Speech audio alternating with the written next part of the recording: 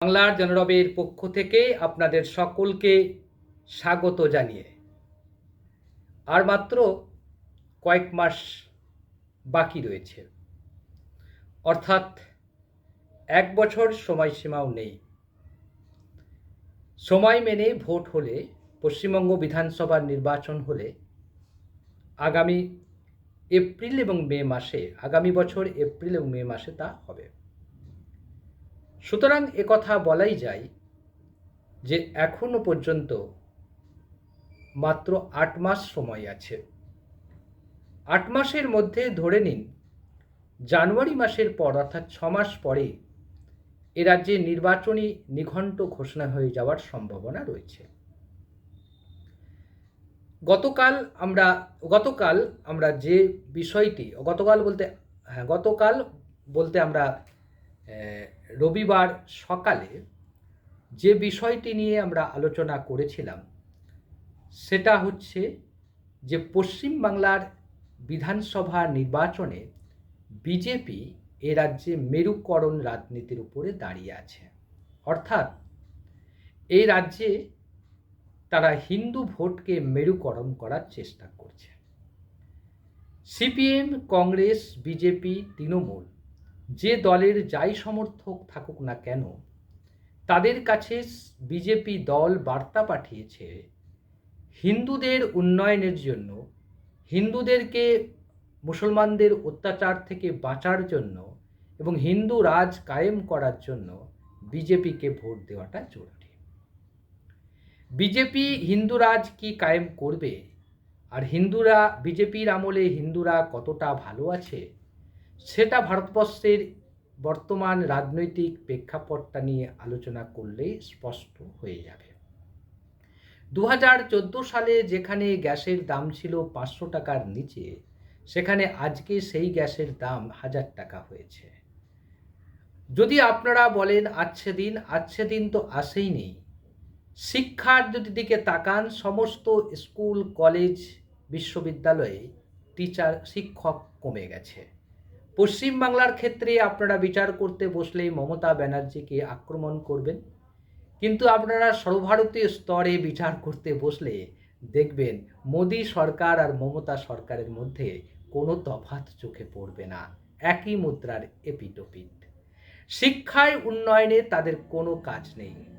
অর্থাৎ যারা হিন্দু সমাজের উন্নয়নের জন্য যারা বিজেপিকে ভোট দিয়েছে, তারা আসলে কতটা তারা সঠিক কাজ করেছে, কতটা প্রতারিত হয়েছে, একবার যদি তারা আয়নার সামনে দাঁড়িয়ে নিজেদেরকে বিচার করে তাহলে স্পষ্ট হয়ে ধরা পড়ে যাবে।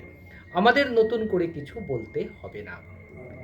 পশ্চিমবাংলা বিধানসভা নির্বাচনের প্রাক্কালে, অর্থাৎ প্রায় কয়েক বছর ধরে আমরা দেখলাম এ রাজ্যের বিরোধী দলনেতা, একসময় তৃণমূল কংগ্রেসের ঘনিষ্ঠ, ধর্মনিরপেক্ষতার অন্যতম আদর্শ পুরুষ, যিনি হিন্দু মুসলমান উভয় সম্প্রদায়ের কাছে জনপ্রিয় ছিলেন, সেই শুভেন্দু অধিকারী হঠাৎ বিজেপিতে গিয়ে এত সাম্প্রদায়িক হয়ে গেছেন যে যাতে মোহন ভাগবত হয়তো খানিকটা ঘাবড়ে যান তার কথাবার্তা শুনে, বা প্রবীণ তোগাড়িয়াও ঘাবড়ে যাবেন শুভেন্দু অধিকারীর কথাবার্তা শুনে, হিন্দু মহাসভার যিনি নেতা ছিলেন। তো এই প্রেক্ষাপটে দাঁড়িয়ে বিধানসভা নির্বাচন আসছে। আমরা জানি 2021-এর বিধানসভা নির্বাচনে সারা দেশে কংগ্রেস মুক্ত করতে পারুক আর নাই পারুক বিজেপি বা নরেন্দ্র মোদী, পশ্চিমবাংলায় মমতা বন্দ্যোপাধ্যায় কংগ্রেসকে মুক্ত করেছিল, অর্থাৎ কংগ্রেস মুক্ত বাংলা গড়তে তিনি সক্ষম হয়েছিলেন। বিধানসভায় কংগ্রেস এবং বামেরা শূন্য হয়ে যাওয়ার পর কি পরিস্থিতি তৈরি হয়েছে হয়তো মমতা ব্যানার্জি হাড়ে হাড়ে বুঝতে পারছেন প্রশাসন চালাতে গিয়ে। এটা আমাদের কাছে খুব স্পষ্ট খবর আছে। এবং আজকে যে নরম হিন্দুত্ব নীতি মমতা ব্যানার্জিকে নিতে হচ্ছে, সেটা শুধুমাত্র ভোট ব্যাংকের দিকে তাকিয়ে। তিনি একদিকে নরম হিন্দুত্ব নিচ্ছেন, অন্যদিকে সংখ্যালঘুদের মন পাওয়ার চেষ্টা করছেন। সংখ্যালঘুদেরও তিনি মন পাচ্ছেন না। এখন অন্তত সংখ্যালঘুরা তার দিক থেকে মুখ ফিরিয়ে নিয়েছে। একথা বলার মধ্যে কোনো মিথ্যাচার নেই, কোনো সন্দেহ নেই। সংখ্যালঘু সমাজ মমতা বন্দ্যোপাধ্যায়ের কাছ থেকে অনেকটাই দূরে সরে গেছে বলে আমাদের মনে হয়েছে। আমরা তাই খুব স্পষ্ট করেই বলছি। তবে আগামী বিধানসভা নির্বাচনে কি হতে পারে?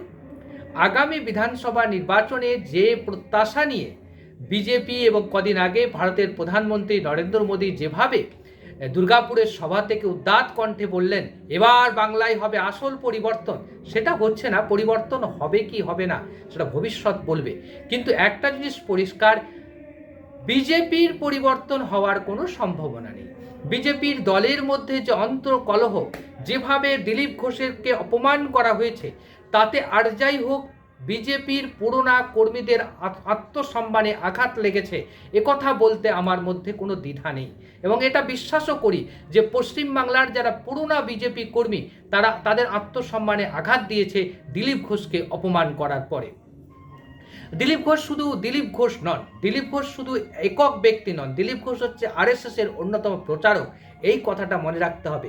দিলীপ ঘোষ আবার এটাও মনে রাখতে হবে, দিলীপ ঘোষ ছিলেন কে সুদর্শনের তিনি বিয়ে ছিলেন, অর্থাৎ এর আগের যিনি আরএসএস প্রধান ছিলেন সেই সুদর্শনের বিয়ে ছিলেন দিলীপ ঘোষ। অর্থাৎ দিলীপ ঘোষ ছোটোখাটো নেতা ছিলেন না, এটা মাথায় সকলকে রাখা উচিত।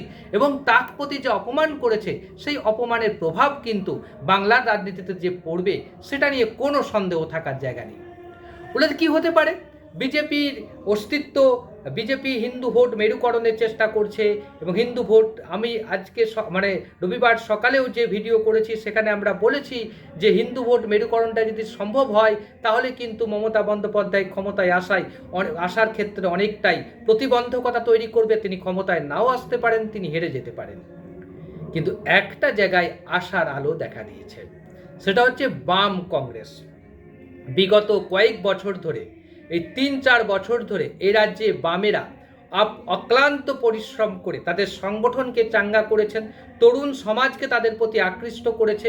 এবং একটা জিনিস পরিষ্কার, যারা 14 বছর আগে যারা ভোটার ছিলেন বা 14 বছর আগে যারা স্কুল কলেজে পড়াশোনা করেছেন, যারা সমাজের সঙ্গে মিশেছেন, যারা নানাভাবে কাজ করেছেন, যারা বিভিন্ন ক্ষেত্রে কর্মরত বা বিভিন্ন ক্ষেত্রে যারা কাজ করছেন, তারা এখন হিসাব মিলাতে পারছে না যে বামেদের আমলে কি অবস্থা ছিল, তৃণমূল কংগ্রেসের আমলে কি অবস্থা হয়েছে।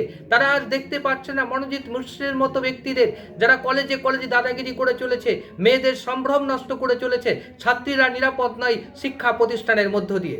তৃণমূল কংগ্রেসের একাধিক নেতা নেত্রী এইসব কাজের সঙ্গে যুক্ত রয়েছে বলে অভিযোগ এবং সেটা চোখের সামনে দেখতে পাওয়া যাচ্ছে। এই প্রেক্ষাপটে দাঁড়িয়ে এই রাজ্যের অধিকাংশ পুরোনো যারা 14 বছর আগে যারা ভোটার ছিলেন, যারা বামফ্রন্ট রাজনীতি থেকে বামফ্রন্টের সরকারটাকে খুব কাছ থেকে দেখেছেন, তারা কিন্তু আশান্বিত হচ্ছেন, তারা কিন্তু এখন বামেদের দিকে ঝুঁকছে। এটা বলতে কোনো দ্বিধা নেই। বিজেপির যে হিন্দু ভোটের কোর ভোটের একটা অংশ এবার বামেদের দিকে চলে যাবে, আর সংখ্যালঘুদের একটা বড় অংশের ভোট এবার কংগ্রেস কেড়ে নেবে। এবং শুধু কেড়ে নেবে নয়, এবং আপনাদের আমি খুবই স্পষ্ট করেই বলি, উত্তরবঙ্গে উত্তর দিনাজপুরে কম করে উত্তর দিনাজপুরের রায়গঞ্জ লোকসভা কেন্দ্রের 3টে বিধানসভা আসন, কম করে বলছি 4টেও হতে পারে, 3টে বিধানসভা আসন, চাকুলিয়া, করণদিঘি, হেমতাবাদ, এই 3টে বিধানসভা আসন কংগ্রেস জিতবে এবং জেতার সম্ভাবনা উজ্জ্বল বলা যেতে পারে। গোয়ালপুর জেতার সম্ভাবনা উজ্জ্বল আছে, কিন্তু এক্ষেত্রে এটা হাড্ডাহাড্ডি লড়াই হবে, জিতবে কিনা বলতে পারবো না। কিন্তু চাকুলিয়া, করণদিঘি, হেমতাবাদ এই 3টে বিধানসভা কেন্দ্রই কিন্তু এবারে জিতে নিবে কংগ্রেস। মালদা উত্তরে আপনি দেখেন সেখানে চাঁচল, হরিশ্চন্দ্রপুর, মালতীপুর, রতুয়া, এই 4টে বিধানসভা কেন্দ্র এবারে তৃণমূল কংগ্রেস পাবে না। এবারে এই 4টে বিধানসভা কেন্দ্রই পাবে বাম কংগ্রেসের যদি সমর্থন একসঙ্গে ভোটে লড়ে, তাহলে বাম কংগ্রেস এই 4টে আসনে জিতবে। মালদা দক্ষিণে দেখুন মোতাবাড়ি, সুজাপুর, বৈষ্ণবনগর, মানিকচক এবং শামশেরগঞ্জ, এই যে 5টা বিধানসভা কেন্দ্রের মধ্যে অন্তত 4টে বিধানসভা কেন্দ্র